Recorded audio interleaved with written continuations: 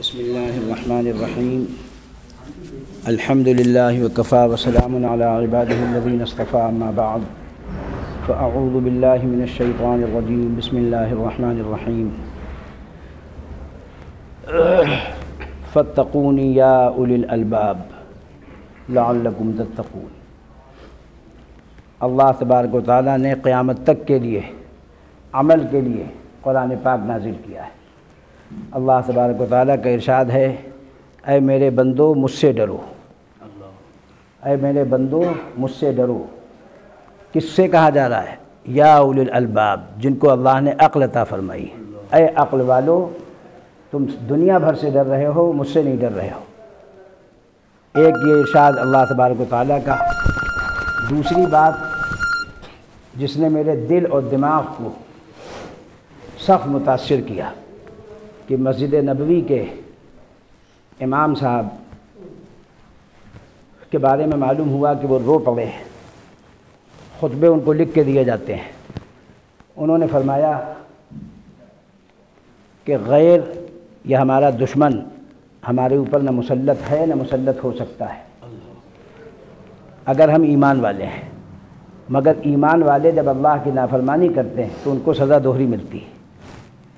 فرمایا کہ جب ہم نے اپنے اصل محافظ کو، مالک حقیقی کو ناراض کیا اس کی نافرمانیاں کر کر کے، تو اللہ تبارک و تعالیٰ کا غصہ اپنے بندوں پر نازل ہوا، اور اس نے یہ تنبیہ کی ناراضگی سے کہ ہم تمہارے لیے اپنے گھر کے دروازے بھی بند کرتے، خبردار۔ اور ظاہری طور پر یہ صورت ظاہر ہوئی کہ لوگوں کی پٹائی ہو رہی ہے۔ تو یہ پٹائی ویسے ہی نہیں ہو رہی ہے، صبح سے شام تک گھر سے باہر، گھر میں بھی باہر بھی اللہ کی جو نافرمانیاں ہیں اس کی نہ کوئی حد ہے نہ کوئی انتہا ہے۔ عقائد وہ خراب، غیروں پر یقین، اللہ کی ذات پر یقین نہیں، یہ کیفیت ہم لوگوں کی۔ میں نے حکام سے بھی کل عرض کیا، جب وہ مجھ سے پوچھنے آئے 2 گھنٹے 8 سے 10 تک، میں نے ان سے کہا دیکھیے، اذان، نماز، جماعت، جمعے کو ہم اپنی زبان اور اپنے قلم سے بند نہیں کر سکتے ہیں۔ اس پر ہماری پکڑ ہوگی اللہ کے ہاں کہ تم سب سے ڈرے تھے، ہم سے کیوں نہیں ڈرے؟ اس لیے ہم اس کی اجازت نہیں دے سکتے۔ البتہ جو لوگ بوڑھے ہیں، معذور ہیں، کمزور ہیں، ضعیف ہیں، ان کو حق نہیں ہے کہ یہ اپنے کو پریشانی میں ڈالیں۔ عورتیں ہیں، بچے ہیں، اور خصوصاً جس کے اوپر کوئی وبائی بیماری کا اثر، جس کی علامات حکیم اجمل خان نے اپنی کتاب حاذق میں اب سے 100 سال پہلے لکھ دی ہیں، یہ جو وبا چل رہی ہے۔ اور یاد رکھیے، مارچ اور ستمبر کے مہینے، ہم نے اپنے والد صاحب سے ہمیشہ سنا، یہ 2 مہینے بیماریوں کے ہوتے ہیں تجربے کی روشنی میں، طبی نقطہ نظر سے۔ اور ستمبر کو ستمگر کہتے تھے وہ ہنس کر، اور اللہ کا کرنا بھی ایسا ہوا کہ ستمبر ہی میں ان کا انتقال ہوا۔ وہ کہا کرتے تھے کہ ہمارے بزرگ ستمبر کو ستمگر کہتے ہیں۔ تو یہ وبائی مہینے ہیں، بلائیں ہیں، عجیب غریب مضمون۔ حضور اقدس صلی اللہ تعالیٰ علیہ وسلم جب مکہ مکرمہ سے ہجرت فرما کر مدینہ شریف گئے، عجیب بات روایت میں آئی ہے، صحیح حدیثوں میں، کہ حضور اقدس صلی اللہ علیہ وسلم جب وہاں گئے تو وہاں لوگوں کو بخار آتا تھا اور وبا رہتی تھی مدینے میں۔ تو آپ صلی اللہ علیہ وسلم نے اس کے لیے دعا فرمائی کہ اے اللہ، جہاں یہود آباد ہیں اس کو وہاں بھیج دیجیے اس وبا کو۔ آج ہم لوگوں کی کھوپڑیاں الٹ گئی ہیں، ان کے لیے دعائیں ہو رہی ہیں۔ آج جب عالمی پیمانے پر اللہ کے دوست اور دشمن کو نہیں پہچانا جائے گا، اس کا نقصان ہوگا۔ اس لیے اس کو خوب ذہن نشین رکھیں کہ اللہ کے دوستوں سے ہم دوستی رکھیں، اللہ کے دشمنوں سے ہماری دشمنی ہے۔ ان الشیطان لکم عدو فاتخذوہ عدوا، دیکھو بے شک شبہ شیطان تمہارا دشمن ہے، اور تم بھی اس کو اپنا دشمن سمجھو، اپنا دشمن بناؤ۔ آج ہم نے اس سے دوستی کر لی ہے۔ اللہ تبارک و تعالی ہم سب کو رحمان کا دوست اور شیطان کا دشمن بننے کی توفیق نصیب فرمائے۔ یہ میری بات آپ حضرات اپنے دل و دماغ میں بٹھا لیں، اپنے گھر کی عورتوں کو، بچوں کو، مردوں کو، بڑوں کو، چھوٹوں کو پہنچائیں کہ ہم سب کے لیے حضرت صدیقہ عائشہ سے پوچھا، ایسا نہیں کوئی بات چھوڑ دی گئی ہو، وبا آئی ہوئی تھی، طاعون کیا ہوتا ہے؟ پوچھا یا رسول اللہ یہ کیا چیز ہے؟ فرمایا یہ اللہ کی طرف سے عذاب بھیجا جاتا ہے، لیکن مومنین کے حق میں یہ رحمت ہوتی ہے۔ یہ بھی فرما رہے ہیں، فرمایا عذاب ہے جن کو سزا دینی ہے، اور رحمت ہے جن کے لیے ہم کو اس کو رحمت رکھنا ہے۔ وہ رحمت کیسے ملے گی؟ ایمان کی وجہ سے، ایمان کی وجہ سے، ایمان کی وجہ سے۔ تو فرمایا وَرَحْمَةٌ لِّلْمُؤْمِنِينَ، مومنین کے لیے رحمت ہے، ویسے ہی عذاب بنا کر بھیجا جاتا ہے ظاہری شکل میں۔ ایمان سلامت ہے آپ کا، ہمارا، اللہ تعالیٰ سلامت رکھے، زندہ رہے غازی، اس مرض میں مر گئے تو شہید، مومن کا ٹوٹا نہیں ہے۔ ہمارے حضرت جلال آبادی فرمایا کرتے تھے کہ حضرت تھانوی رحمۃ اللہ علیہ فرماتے تھے مومن کا کسی حال میں ٹوٹا نہیں، بڑھے تو امیر کہلاتا ہے، کہ گھٹے تو فقیر کہلاتا ہے، اور مرے تو پیر کہلاتا ہے، کہ بغیر بھی ہاتھ جوڑ کے گزرتا ہے۔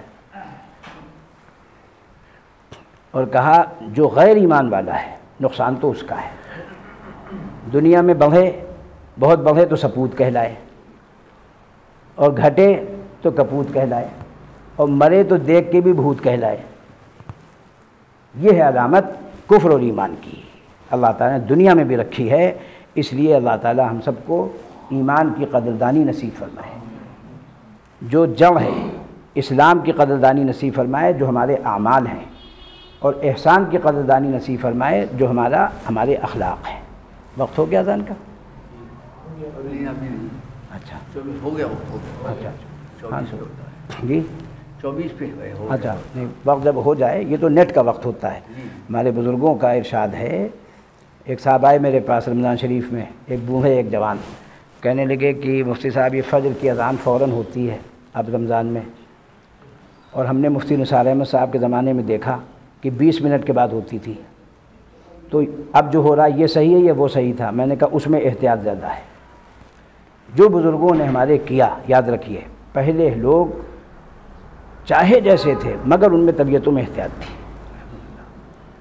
تقویٰ تھا، ایمان تھا۔ آج ہم لوگوں کے زندگی سے ایمان و تقویٰ نکلا۔